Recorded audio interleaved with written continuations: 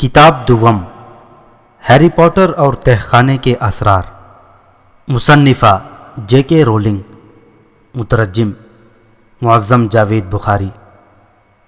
پہلا باب، بدترین سالگرہ۔ یہ کوئی انہونی بات نہیں تھی کہ پرائیویٹ اسٹریٹ کے مکان نمبر 4 کے مکینوں میں صبح سویرے ناشتے پر گرما گرم منہ ماری نہ ہوئی ہو۔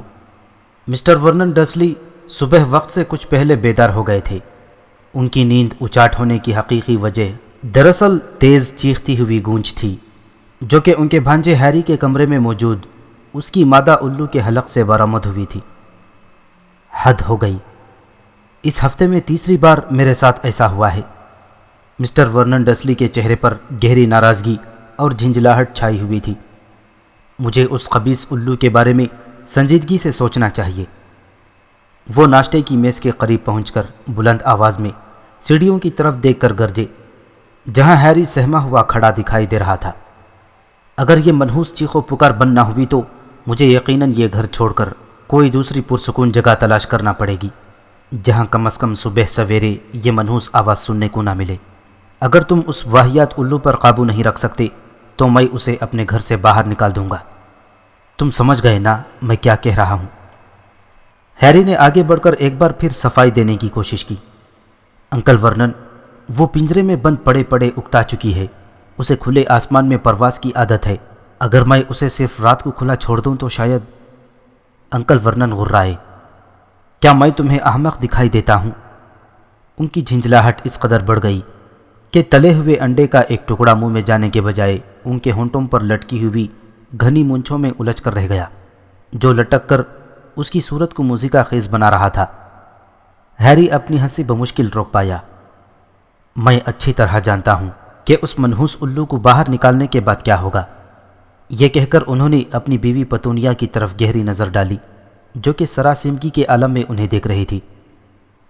اب ہیری جواب دینے کا سوچ ہی رہا تھا کہ عین اسی وقت ان کے لاڈلے اور منہ پھٹ بیٹے ڈڈلی کی زوردار ڈکار کمرے کی فضا میں گونج اٹھی۔ ہیری کو یوں لگا جیسے اس کے الفاظ آپس میں گڈمڈ ہو کر رہ گئے ہوں۔ مجھے ابھی اور ناشتہ کرنا ہے، ڈڈلی کی چیختی ہوئی آواز سنائی دی۔ آنٹی پتونیا نے اپنے بھاری بھرکم پلے ہوئے لاڈلے بیٹے کو محبت بھری نظروں سے دیکھتے ہوئے کہا، فرائی پین میں ابھی اور ناشتہ موجود ہے میرے بچے، ہمیں تمہاری تندرستی کی گہری فکر ہے۔ عمدہ نشو و نما کے لیے پیٹ بھر کر کھانا جسم اور دماغ دونوں کی تندرستی و مضبوطی کے لیے نہایت مفید ہے۔ ویسے مجھے نہیں لگتا کہ وہاں اسکول میں تمہیں کچھ عمدہ کھانے کو ملتا ہوگا۔ آنٹی پتونیا نے فرائی پین میں سے خاصی مقدار میں کھانا اس کی پلیٹ میں ڈال دی۔ ہیری ناشتے کی میز کے بالکل قریب پہنچ چکا تھا۔ پتونیا، بے وقوفی کی باتیں مت کرو، جب میں سملٹنگ میں ہوا کرتا تھا کبھی بھی بھوکا نہیں رہا۔ انکل ورنن نے جوشیلے انداز میں سینہ پھیلاتے ہوئے کہا، ڈڈلی کو وہاں کھانے کی کوئی کمی محسوس نہیں ہوتی ہوگی۔ کیوں، میں نے صحیح کہا نا ڈڈلی؟ ڈڈلی بے تکا کھا کھا کر اس قدر موٹا ہو چکا تھا کہ کچن کی کرسی اس کے لیے تنگ پڑ گئی تھی۔ کولہوں کا گوشت کرسی کے دونوں طرف لٹکا ہوا دکھائی دے رہا تھا۔ وہ اپنے باپ کی بات سن کر للچائی نظریں پلیٹ میں گاڑے مسکرایا۔ مجھے فرائی پین اٹھا کر دو، ڈڈلی ایک دم ہیری کی طرف مڑ کر تحکمانہ انداز میں غرایا۔ تم جادوئی الفاظ بولنا بھول ہی گئے ہو، ہیری نے چڑھ کر کہا۔ اس سادہ سے جملے سے ان تینوں کا منہ بگڑ گیا اور چہرے پر ناگواری کے اثرات پھیل گئے۔ ان کی آنکھوں میں خوف کے سائے لرزتے دکھائی دے رہے تھے۔ لمحہ بھر کے لیے تو ڈڈلی کو اپنی سانس رکتی ہوئی محسوس ہوئی۔ وہ بری طرح ہانپ رہا تھا۔ جادو کا تصور اس قدر دہشت ناک تھا کہ وہ کرسی پر اپنا توازن سنبھال نہیں پایا اور ایک طرف لڑک گیا۔ ڈڈلی کے زمین پر گرنے کا اتنا دھماکہ ہوا کہ پورا کچن ہل کر رہ گیا۔ آنٹی پتونیا جادو کے خوف میں مبتلا تھیں کہ کچن کا دھماکہ سن کر ان کی سٹی گم ہو گئی۔ گہری چیخ ان کی لبوں سے نکل گئی۔ وہ خوف و حیرت سے اپنا منہ دبانے کی کوشش کرنے لگی اور مسٹر ڈسلی اچھل کر اپنے قدموں پر کھڑے ہو گئے اور ان کی کنپٹی کی نسیں پھڑکنے لگیں۔ وہ کھا جانے والی نظروں سے ہیری کو گھور رہے تھے۔ ہیری ان کے تیور دیکھ کر گھبرا گیا۔ میرا مطلب تو صرف یہ تھا کہ اس نے فرائی پین مانگتے ہوئے پلیز نہیں کہا تھا، اس کے علاوہ اور کچھ نہیں۔ ہیری نے ان کے بگڑے ہوئے چہرے دیکھ کر جلدی سے صفائی پیش کی۔ انکل ورنن نے غصے سے تھوک اگلتے ہوئے میز پر زوردار مکہ مارا اور چلا کر بولے، میں نے تم سے کہا تھا نا کہ ہمارے گھر میں جادو کا نام بھی مت لینا لڑکے۔ لیکن میں تو، ہیری ہکلایا، ڈڈلی کو ڈرانے کی تمہیں ہمت کیسے ہوئی؟ انکل ورنن کی آنکھیں غصے کے مارے دہکتی ہوئی دکھائی دے رہی تھیں۔ ان کے دونوں ہاتھ بھینچے پڑے تھے۔ شاید کوئی پل ہوتا کہ وہ اٹھ کر ہیری کو پیٹنا شروع کر دیتے۔ ہیری ایک قدم پیچھے ہٹ گیا۔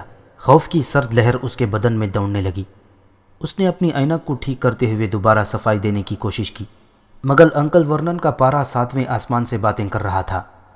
وہ گرجتے ہوئے بولے، میں نے تمہیں پہلے سے خبردار کیا تھا کہ میں یہ ہرگز برداشت نہیں کروں گا کہ میری اس چھت کے نیچے تم کوئی بھی ایسی حرکت کرو جو انسانوں سے مختلف اور پاگلوں کی سی ہو۔ ہیری انکل ورنن کا آگ بگولا چہرہ دیکھ کر سہم گیا۔ اس نے اس کے بھیانک چہرے سے نظریں ہٹا کر دوسری طرف دیکھا، جہاں اس کی آنٹی پتونیا پھٹی پھٹی نظروں سے اسے دیکھ رہی تھی۔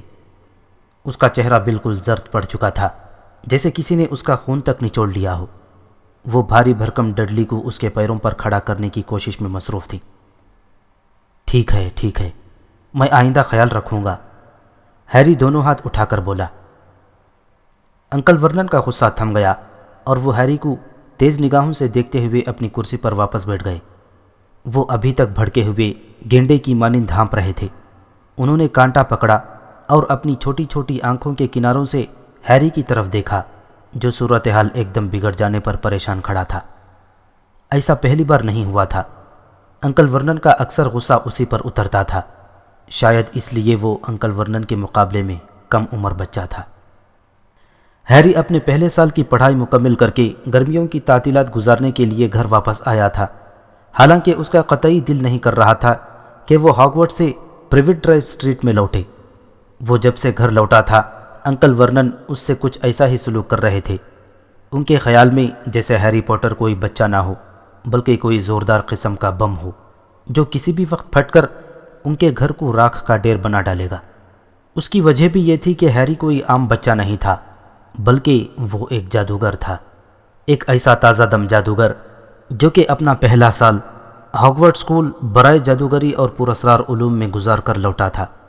اگر ڈسلی خاندان اس کی واپسی اور چھٹیوں کے خاتمے تک کے قیام سے خوفزدہ اور ناخوش تھا، تو اس میں ہیری کی اپنی کوئی غلطی نہیں تھی۔ حقیقت تو یہ تھی کہ ہیری خود ان سے زیادہ ناخوش اور غمگین تھا۔ ہیری ان اداس لمحات کو گن گن کر گزارنے پر مجبور تھا۔ ہاگورڈ اسکول اس کی تمناؤں کا پرتو بن چکا تھا۔ اس کی یاد اتنی گہری اور شدید تھی کہ وہ اکثر تڑپ کر رہ جاتا۔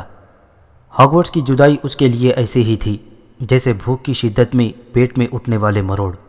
اس کی نظروں کے سامنے اکثر اسکول کے قلعے جیسی عمارت گھوم جاتی، پیچ در راہداریاں، خفیہ راستے، سمت بدلتے ہوئے زینے اور در و دیوار سے نکلتے گھستے بھوت اسے بے حد یاد آتے۔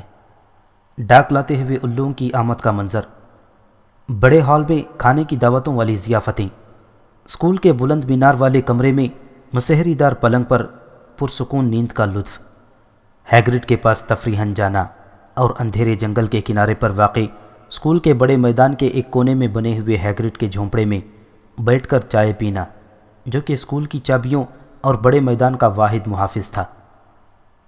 اور خاص طور پر جادوگروں کے مقبول ترین کھیل کوئڈچ کا مزہ ہی کچھ اور تھا، جو مغلوؤں کی دنیا میں ناقابل یقین تھا۔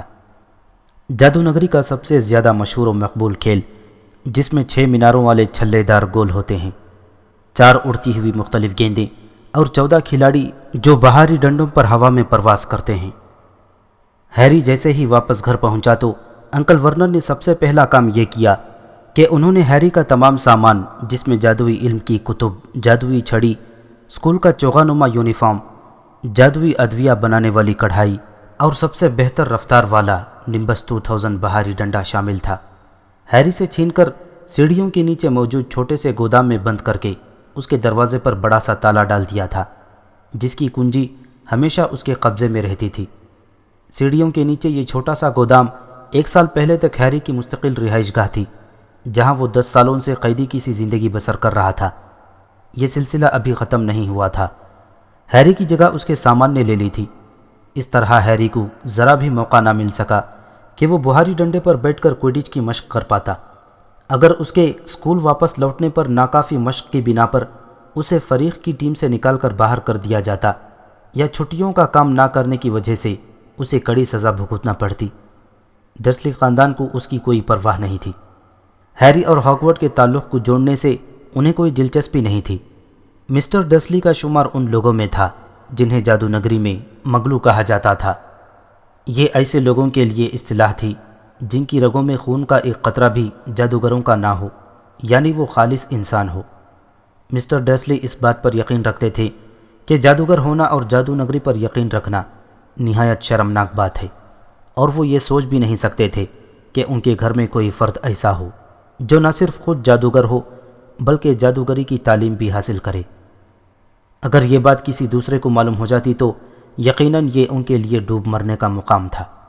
صرف یہی نہیں بلکہ انکل ورنن نے ہیری کی مادہ الو ہیڈوگ کو بھی اپنی جارحیت کا نشانہ بنایا۔ انہوں نے ہیڈوگ کو پنجرے میں بند کر کے ایک بڑا سا قفل لگا ڈالا تاکہ وہ نہ باہر نکل سکے اور نہ لوگوں کو ہیری کے بارے میں کچھ معلوم ہو سکے۔ ہیڈوگ کے ساتھ اس ناموس سلوک کی ایک وجہ یہ بھی تھی کہ وہ ہیری کے پیغام جادو نگری میں نہ لے جا سکے اور جادو نگری سے اس کا رابطہ ختم ہو کر رہ جائے۔ ہیری کا حلیہ ڈرسلی خاندان سے کافی الگ تھلگ تھا۔ وہ لمحہ بھر کے لیے بھی ان کا رشتہ دار نہیں لگتا تھا۔ انکل ورنن نہایت بھاری بھرکم اور موٹی توند کے مالک تھے۔ ان کی چھوٹی چھوٹی آنکھیں چہرے پر عجیب سی لگتی تھیں۔ ان کی گردن نہ ہونے کے برابر تھی۔ دیکھنے میں معلوم ہی نہ ہوتا تھا کہ کب ٹھوڑی ختم ہوئی اور کب سینہ شروع ہو گیا۔ چہرے پر اگر کوئی چیز نمایاں دکھائی دیتی تھی تو وہ ان کی سیاہ بڑی مونچھیں تھیں جو دونوں گالوں پر بے ہنگم انداز میں پھیلی ہوئی، ناک جتنی اونچی اور بالائی ہونٹ کے اوپر چھائی ہوئی دکھائی دیتی تھی۔ انکل ورنن کے مقابلے میں پتونیا آنٹی بالکل مختلف تھیں۔ ان کا چہرہ دبلا پتلا اور گڑیوں جیسا تھا، سراہی دار لمبی گردن اور متناسب جسم، جبکہ ڈڈلی گلابی رنگت، سنہرے بالوں والا اور دریائی گھوڑے کی مانند فربا تھا۔ دوسری طرف ہیری ان کے مقابلے میں بالکل دبلا پتلا اور قد میں چھوٹا تھا۔ اس کی آنکھیں نہایت چمکدار اور سبز تھیں۔ اس کے سیاہ گھنے بال ہمیشہ سر پر بکھرے رہتے تھے۔ اس کی نگاہ کچھ کمزور تھی جس کی وجہ سے وہ ہمیشہ گول فریم کا چشمہ پہنے رکھتا تھا، اور اس کے ماتھے پر دائیں طرف بجلی گرنے کی علامت کی مانند ایک نشان تھا جو کسی پرانی خراش کی طرح دکھائی دیتا تھا۔ اس نشان نے ہیری کو خاص طور پر غیر معمولی بنا دیا تھا، باقی تمام جادوگروں سے بھی زیادہ منفرد اور اچھوتا۔ اس کی وجہ یہ تھی کہ یہ نشان اس کے بھیانک اور پوشیدہ ماضی کی خاص علامت تھی جو یہ واضح کرتا تھا کہ ہیری کا ماضی المناک حادثے سے دوچار رہا تھا، اور جس کے باعث ہی اسے 11 سال پہلے ڈرسلی خاندان کی چوکھٹ پر چھوڑ دیا گیا تھا۔ صرف ایک ہی سال کی عمر میں اس نے جانے کیسے جادوئی دنیا کے سب سے بڑے شیطانی جادوگر لارڈ والڈمورٹ کے جادوئی شکنجے سے بچ گیا تھا۔ آج بھی زیادہ تر جادوگر اور جادوگرنیاں اس کا نام لینے پر خوف سے ہچکچاتے تھے۔ لارڈ والڈمورٹ کی شیطانی وار کی تاب نہ لا کر ہیری کے ماں باپ موقع پر ہی دم توڑ گئے، لیکن ہیری عالم شیر خواری میں ماتھے پر بجلی گرنے جیسا نشان لیے نہ صرف بچ گیا تھا بلکہ اس کے ساتھ ہی والڈمورٹ مزید پراسراریت کے سمندر میں ڈوب گیا تھا۔ کوئی یہ نہیں جانتا تھا کہ ہیری کیوں کر بچ گیا، یہ سب کیسے ہو گیا۔ بس لوگوں کو یہی معلوم تھا کہ وہ بچہ جو بچ گیا، اسی نام کے ساتھ ہیری پوری جادوئی دنیا میں معروف و مقبول تھا۔ جس لمحے والڈمورٹ ہیری کو مارنے میں ناکام رہا، ٹھیک اسی لمحے اس کی تمام شیطانی قوتیں جل کر بھسم ہو گئیں اور وہ منظر سے یکلخت غائب ہو گیا۔ کوئی نہیں جانتا تھا کہ وہ اب کہاں ہے اور کس حال میں ہے۔ جادو نگری کے کچھ جادوگروں کو یہ یقین تھا کہ والڈمورٹ ہیری کے بچ جانے پر خود بھیانک موت کی بھینٹ چڑھ چکا ہے، مگر حقیقت کسی کو معلوم نہیں تھی۔ ہر کوئی قیاس اور مفروضوں کی گرداب میں پھنسا ہوا تھا۔ ہیری اس بھیانک حادثے کے بعد دنیا میں تنہا رہ گیا تھا۔ اسے اس کی خالہ پتونیا کے گھر میں چھوڑ دیا گیا تھا۔ پتونیا اور ورنن نے نہ چاہتے ہوئے بھی اس یتیم بچے کو 10 سال تک سہارا دیے رکھا۔ ہیری کو ڈرسلی خاندان میں رہتے ہوئے 10 سال کا عرصہ گزر چکا تھا۔ اسے کبھی اس بات کی سمجھ نہیں آ پائی کہ اس کے گرد و نواح میں عجیب و غریب واقعات کیوں کر رونما ہوتے رہتے ہیں۔ ہیری کو ڈرسلی افراد نے یہ کبھی نہیں بتایا کہ حقیقت کیا ہے۔ اسے ان کی اس بات پر یقین آ چکا تھا کہ اس کے والدین ایک کار حادثے میں جاں بحق ہو چکے تھے۔ اس جان لیوا حادثے میں نہ صرف ہیری بچ گیا بلکہ اس کے ماتھے پر گہری خراش کا نشان باقی رہ گیا جو محض کار حادثے کی نشانی تھا۔ ہیری اپنے والدین کی موت کے بعد اس کے رحم و کرم پر پرورش پا رہا تھا۔ گزشتہ سال جب ہیری اپنی 10ویں سالگرہ منا رہا تھا، ٹھیک اسی وقت ہیگرڈ اس کی زندگی میں داخل ہوا اور اس نے تمام سچائی اس کے سامنے کھول کر رکھ دی۔ ہیری اس سچائی کو سننے کے بعد کئی لمحوں تک ہکا بکا رہا۔ اسے یقین نہیں آیا کہ اس کی آنٹی اور انکل نے اتنی بڑی بات اس سے چھپا رکھی تھی۔ جادوگری کے اسکول ہاگورٹ سے اس کے نام ایک خط آیا جس میں اسے وہاں فوری داخلہ لینے کی ہدایت کی گئی تھی۔ اس طرح ہیری 1 سال پہلے ہاگورٹ اسکول میں پڑھنے کے لیے چلا گیا، جہاں وہ خود اور اس کا نشان دونوں ہی نہایت مشہور تھے۔ ہر کوئی اس کے بارے میں جانتا تھا اور اس سے ملنا اور ہاتھ ملانا بڑی اہم بات سمجھتا تھا۔ 1 سال کی تعلیم مکمل ہونے پر اسکول میں امتحانات کے بعد تعطیلات شروع ہو گئی تھیں، جس پر ہیری کو مجبوراً ڈرسلی گھرانے میں واپس لوٹنا پڑا تھا۔ اسکول بند تھا اور دنیا میں ڈرسلی گھرانے کے علاوہ اس کا کوئی اور زندہ نہیں تھا، لیکن ڈرسلی گھرانے میں اس کے ساتھ ایسا برا سلوک کیا گیا جیسے وہ کوئی آوارہ کتا ہو جو کسی گندگی کے ڈھیر پر لوٹ لگا کر واپس آیا ہو۔ ڈرسلی گھرانہ ہیری سے اس قدر بے خبر ہو چکا تھا کہ ان میں سے کسی کو یہ تک بھی یاد نہیں رہا تھا کہ آج ہیری کی 12ویں سالگرہ کا دن ہے۔ ہیری کو بخوبی معلوم تھا کہ ان سے کوئی اچھی امید وابستہ رکھنا فضول تھا۔ وہ ہیری کے معاملے میں بھی بے حس اور خود غرض واقع ہوئے تھے۔ ان کی یہ مہربانی کافی تھی کہ انہوں نے اتنے برس ہیری کو ساتھ رکھ چھوڑا تھا۔ ڈرسلی گھرانے کے افراد نے اس کی سالگرہ پر تحفہ دینا تو دور کی بات، کبھی کیک تک نہیں لا کر دیا تھا۔ وہ اس طرح چشم پوشی کر جاتے تھے جیسے ان کے درمیان ہیری کا کوئی وجود ہی نہ ہو۔ جیسا کہ ہم سب جانتے ہیں کہ آج بہت ہی خاص اور اہم دن ہے، انکل ورنن نے کھنکار کر اپنی مونچھوں کو ہونٹوں سے دور دھکیلتے ہوئے کہا۔ ہیری نے چونک کر ان کی طرف دیکھا۔ لمحہ بھر کے لیے اسے انکل ورنن کا جملہ سن کر اپنی سماعت پر یقین نہیں آیا۔ آج کے دن میں اپنی زندگی کا سب سے بڑا سودا کروں گا، انکل ورنن نے دونوں ہاتھوں کو آپس میں بھینچ کر کہا۔ ان کا چہرہ مسرت سے دمک رہا تھا۔ ہیری کو ان کی بات سن کر مایوسی ہوئی اور اس نے اپنی توجہ ہاتھ میں پکڑے ہوئے ٹوسٹ کی طرف مبذول کر لی۔ وہ آہستگی سے ٹوسٹ کھانے میں مشغول ہو گیا۔ اس کی سماعت میں انکل ورنن کی جوشیلی آواز گونج رہی تھی، جو کہ آج ہونے والی پرتکلف ڈنر پارٹی کے بارے میں بات کر رہے تھے۔ ہیری کے لیے یہ کوئی نئی بات نہیں تھی، کیونکہ وہ گزشتہ 15 دن سے اس بارے میں مسلسل سن رہا تھا۔ انکل ورنن صرف اسی موضوع پر گفتگو کرتے آ رہے تھے۔ ہیری کو معلوم ہو چکا تھا کہ ایک مالدار ٹھیکیدار اپنی بیوی کے ہمراہ ڈرسلی گھرانے میں مدعو تھا جو آج آنے والا تھا۔ انکل ورنن کو اس ٹھیکیدار سے کافی توقعات وابستہ تھیں۔ وہ یقیناً ڈرسلی کمپنی کو کثیر مقدار میں کام دے گا جو بھاری منافع کا موجب ہوگا۔ انکل ورنن کی کمپنی کھدائی کا کام کرتی تھی۔ چلو سب لوگ ایک بار پھر اپنی اپنی ذمہ داریوں کی ریہرسل کر لیں۔ ہم لوگ ٹھیک 8 بجے اپنی اپنی جگہ پر چاقو چوبند موجود ہوں گے۔ پتونیا، تم رہو گی یہاں بیٹھک میں، انکل ورنن نے کمرے کا بھرپور جائزہ لیتے ہوئے کہا۔ بالکل، اپنے گھر میں مہمانوں کو ویلکم کرنے کے لیے ہمہ تیار، آنٹی پتونیا جلدی سے بولی۔ ان کا چہرہ خوشی سے کھلا دکھائی دے رہا تھا۔ بہت خوب، انکل ورنن نے تعریفی انداز میں کہا۔ اور ڈڈلی بیٹے تم؟ دروازہ کھلنے کے انتظار میں اس کے بالکل قریب ڈڈلی نے اپنے چہرے پر بناوٹی اور بھونڈی سی مسکراہٹ سجاتے ہوئے جواب دیا۔ ویلکم مہمان انکل اور آنٹی، اپنے نفیس کوٹ مجھے سونپ دیجئے تاکہ میں انہیں سنبھال کر رکھ دوں۔ یقیناً وہ یہ سوچنے پر مجبور ہو جائیں گے کہ کتنا پیارا بچہ ہے۔ آنٹی پتونیا اپنے لاڈلے بیٹے کے جواب پر مسرور ہو کر فوراً بولی۔ اس کے چہرے پر ممتا کے گہرے جذبات پھیلے ہوئے دکھائی دے رہے تھے۔ شاباش میرے ہونہار ڈڈلی، انکل ورنن کا لہجہ خاصا جوشیلا تھا۔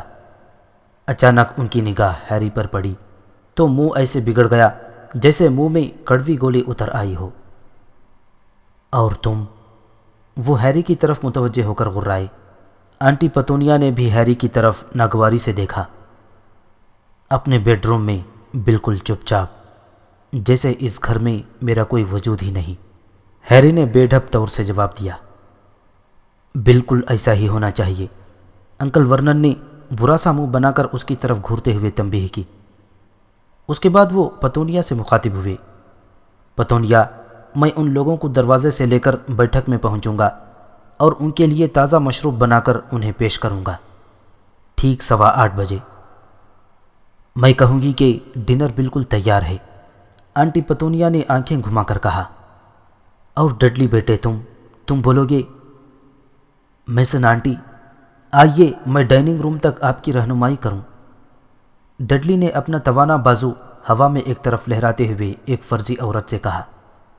ओह मेरा बेऐब भला मांस बच्चा, आंटी पतोनिया ने नाक से सूं सूं करते कहा। और तुम? अंकल वर्नन ने एक बार फिर हैरी की तरफ खा जाने वाली आंखों से देखते हुए दरियाफ्त किया। उनके चेहरे की रगें एकाएक खिंच गईं। अपने बेडरूम में, बिल्कुल चुपचाप, जैसे इस घर में मेरा कोई वजूद ही नहीं। हैरी ने दोबारा रटा हुआ जुमला धीमे से अंदाज में दोहराया। उसका चेहरा बिल्कुल सपाट दिखाई दे रहा था। बिल्कुल ऐसा ही करना, समझे? अंकल वर्नन ने लफ्ज़ चबाते हुए कहा। डिनर के दौरान हमारा तरीक़ाकार कुछ यूँ होगा कि हम लोग उनकी तारीफ़ों के पुल बांधेंगे। पतोनिया, तुम इस मौके पर क्या कहोगी? अंकल वर्नन ने गहरे अंदाज में अपनी बीवी की तरफ देखा। मिस्टर मेसन, वर्नन ने मुझे बताया है कि आप गोल्फ की बेहतरीन खिलाड़ी हैं। कई मुकाबलों में आपने नुमाया मुकाम हासिल किया है। वैसे मिसेस मेसन, आपका लिबास बेहद जच रहा है। क्या आप बताना पसंद करेंगी कि आपने ये शानदार लिबास कहाँ से ख़रीदा? बहुत खूब पतोनिया, अंकल वर्नन ने अपनी खुशी को दबाते हुए कहा। और डडली बेटे, तुम क्या कहोगे?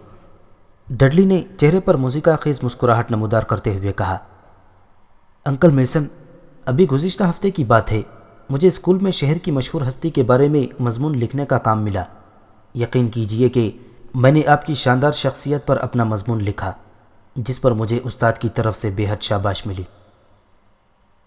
आंटी पतोनिया और हैरी के खुले मुंह उस बात का खुला सबूत थे कि दोनों के लिए डडली की बात को हज़म करना मुश्किल हो रहा था। बाप की कामयाबी के लिए बेटे के मुंह से ऐसी चापलूसी सुनकर आंटी पतोनिया की आंखों में आंसू आ गए और उसने आगे बढ़कर डडली को अपने सीने से लगा लिया। दूसरी तरफ हैरी के लिए ये सब कुछ हज़म करना बेहद मुश्किल हो रहा था।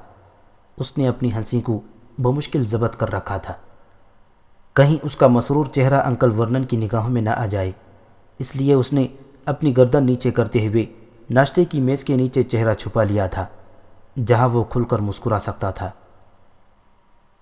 और तुम लड़के, अंकल वर्नन एक बार फिर हैरी की तरफ मुतवज्जा हुए। हैरी ने आवाज़ सुनकर मेज़ के नीचे से चेहरा बाहर निकाला और चेहरे पर मसनूई संजीदगी तारी करने की पूरी कोशिश की। अपने बेडरूम में, बिल्कुल चुपचाप, जैसे मैं इस घर में हूँ ही नहीं। बिल्कुल ऐसे ही करना लड़के, अंकल वर्नन ने पुरजोर अंदाज में कहा। मिस्टर मेसन तुम्हारे बारे में कुछ नहीं जानते और हम चाहते भी नहीं कि उन्हें तुम्हारे बारे में कुछ पता चल जाए। वो अपनी बीवी की तरफ देखकर बोले। पतोनिया, डिनर ख़त्म होने के बाद तुम मिसेस मेसन को कॉफ़ी पिलाने के बहाने बैठक में ले जाना और मैं मौका पाकर गुफ्तगू का रुख कारोबार की तरफ मोड़ दूंगा। अगर किस्मत अच्छी रही तो 10 बजे की खबरों से पहले ही मैं मुआहिदे की दस्तावेज़ात पर दस्तखत करवाकर उन्हें लिफाफे में बंद करने में कामयाब हो जाऊंगा। कल शाम इसी वक्त हम लोग मॉल में बेहतरीन शॉपिंग करेंगे और हॉलीडे होम ख़रीद रहे होंगे। हैरी खामोशी से अंकल वर्नन की गुफ्तगू सुन रहा था। उसे किसी किस्म की खुशी महसूस नहीं हो रही थी, क्योंकि उसे ज़रा भी उम्मीद नहीं थी कि उम्दा घर खरीदने के बाद भी अंकल वर्नन या डर्सली घराना उसके साथ प्राइवेट स्ट्रीट से बेहतर सलूक करने पर आमादा हो पाएगा। तो फिर ठीक है, अंकल वर्नन ने बड़बड़ाते हुए कहा।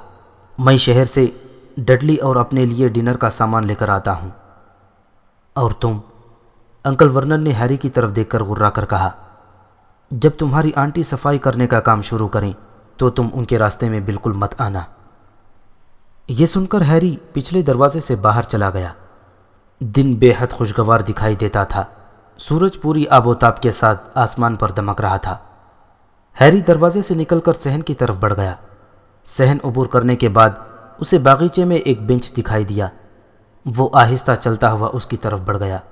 بینچ پر بیٹھ کر وہ دل بہلانے کے لیے دھیمے لہجے میں گنگنانے لگا، سالگرہ کا دن مبارک ہو مجھے، سالگرہ کا دن مبارک مجھے۔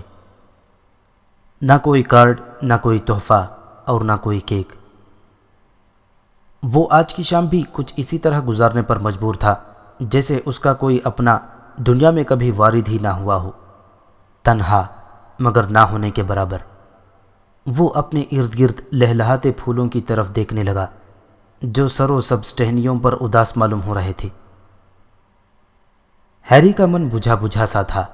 آج سے پہلے اسے کبھی اتنا اکیلا پن محسوس نہیں ہوا تھا۔ ہاگورڈ اسکول کی کسی چیز سے بھی زیادہ، کوئڈچ کھیل سے بھی زیادہ ہیری کو اپنے سب سے اچھے دوستوں رون اور ہرمائنی گرینجر کی یاد آ رہی تھی۔ بہرحال ایسے لگ رہا تھا جیسے ان لوگوں کو اس کی بالکل بھی یاد نہیں آ رہی تھی۔ پوری گرمیوں میں دونوں میں سے کسی نے بھی اسے خط تک نہیں لکھا تھا، جبکہ رون نے ہیری سے کہا تھا کہ وہ اسے اپنے گھر رہنے کے لیے ضرور بلائے گا۔ انگنت بار ہیری جادو کے ذریعے ہیڈوگ الو کے پنجرے کا تالا کھولنے کے بارے میں سوچا تھا تاکہ وہ رون اور ہرمائنی کو اس کے ذریعے خط بھیج سکے، مگر یہ کوئی اتنا ضروری کام نہیں تھا کہ وہ اس کے لیے جادوئی دنیا کے قانون کو توڑ کر مصیبت کو گلے لگا لیتا۔ وہ اچھی طرح جانتا تھا کہ نابالغ جادوگر کو اسکول سے باہر کسی بھی قسم کا جادو کرنے کی اجازت بالکل نہیں تھی۔ خلاف ورزی کی صورت میں اسے سزا کے طور پر جادوئی دنیا سے بدر کر دیا جا سکتا تھا۔ پھر وہ نہ اسکول جا سکتا تھا اور نہ ہی جادوئی بازار میں۔ یہ الگ بات تھی کہ ڈرسلی گھرانہ جادوئی دنیا کے ان قوانین کے بارے میں کچھ نہیں جانتا تھا، اور نہ ہی ہیری نے یہ بات ان میں سے کسی کو بتائی تھی۔ وہ اچھی طرح جانتا تھا کہ انکل ورنن کو یہ بات معلوم ہو گئی تو وہ یقیناً جادوئی چھڑی اور جادوئی تعلیم کے سامان کے ساتھ اسے بھی سیڑھیوں کے نیچے والے چھوٹے سے گودام میں ہمیشہ کے لیے بند کر دیں گے۔ یہ مختصر سی آزادی صرف ڈر کی وجہ سے ہیری کو ملی تھی، کیونکہ تمام ڈرسلی افراد کسی گندے بھورے میں تبدیل ہونا بالکل پسند نہیں کرتے تھے۔ ڈرسلی گھرانے میں لوٹنے کے 2 ہفتے بعد تک ہیری اناپ شناپ جادوئی کلمات بولتا رہا، اور جب ڈڈلی اپنی جان چھڑا کر تھلتھلے پیروں کے ساتھ کمرے سے باہر بھاگتا تب اسے بہت مزہ آتا تھا۔ لیکن رون اور ہرمائنی کی لمبی خاموشی کی وجہ سے ہیری اب خود کو جادوئی دنیا سے اتنا الگ تھلگ محسوس کر رہا تھا کہ اسے ڈڈلی کو تنگ کرنے میں بھی مزہ نہیں آتا تھا۔ ہیری کو بے حد دکھ ہو رہا تھا کہ اس کے سب سے اچھے دوست رون اور ہرمائنی نہ صرف خط لکھنا بھول چکے تھے بلکہ اب تو وہ اس کی سالگرہ کو بھی فراموش کر گئے تھے۔ اگر اس لمحے اسے ہاگورڈ اسکول سے کوئی خط مل جاتا یا کسی بھی دوست کا رابطہ قائم ہو پاتا تو وہ مارے خوشی کے الو کو ہر وہ چیز دے دیتا جو وہ اسے طلب کرتا۔ وہ اس قدر یاسیت میں ڈوب چکا تھا کہ اسے اپنے سب سے بڑے حریف ڈریکو میلفوئی کی صورت بھی دیکھنے کو مل جاتی تو وہ یقیناً خوش ہو جاتا، کیونکہ 1 سال پہلے کی زندگی سے اتنا سرشار ہو چکا تھا کہ اسے کبھی کبھی یہ خوف محسوس ہونے لگتا کہیں یہ سب خوش خواب نہ بن جائے۔ یہ الگ بات تھی کہ ڈسلی گھرانہ حقیقت بن کر اسے بری طرح ڈس رہا تھا۔ ایسا بھی نہیں تھا کہ ہیری ہاگورڈ اسکول میں گزشتہ سال میں محض شرارتیں ہی کی ہوں۔ سال کے آخری ایام میں اس نے کسی اور کا نہیں بلکہ سب سے بڑے شیطانی جادوگر لارڈ وولڈمورٹ کا سامنا کیا تھا۔ چونکہ وولڈمورٹ پہلے جیسا طاقتور اور مضبوط نہیں تھا اس لیے ہیری کو نقصان نہیں پہنچ پایا، لیکن یہ حقیقت تھی کہ وہ اب بھی بے حد ڈراؤنا دکھائی دیتا تھا۔ وہ اب بھی نہایت چالاک تھا۔ وہ اب بھی دوبارہ کھوئی ہوئی تمام جادوئی قوتوں کو حاصل کر کے طاقتور اور مضبوط بننے کی جی توڑ کوشش میں مصروف تھا۔ لارڈ وولڈمورٹ کو ایک بار پھر منہ کی کھانا پڑی تھی، کیونکہ ہیری 11 سال پہلے کی طرح ایک بار پھر اس کے چنگل سے بچ نکلا تھا۔ یہ الگ بات تھی کہ اس بار اسے بچ نکلنے میں کافی جدوجہد کرنا پڑی اور وہ موت کے منہ میں جا کر لوٹ آیا تھا۔ حالانکہ یہ حادثہ کئی ہفتے پرانا ہو چکا تھا، لیکن وہ اب بھی اس کی ہولناک یادوں کی وجہ سے رات کو سوتے ہوئے ہڑبڑا جاتا اور اس کا پورا بدن ٹھنڈے پسینے میں ڈوب جاتا۔ پھر اس کی بقیہ رات اسی خوف میں بیت جاتی کہ اس وقت وولڈمورٹ جانے کہاں چھپا ہوا ہوگا اور اپنی کھوئی ہوئی قوتوں کے حصول کے لیے جانے کون سا کھیل رچائے بیٹھا ہوگا۔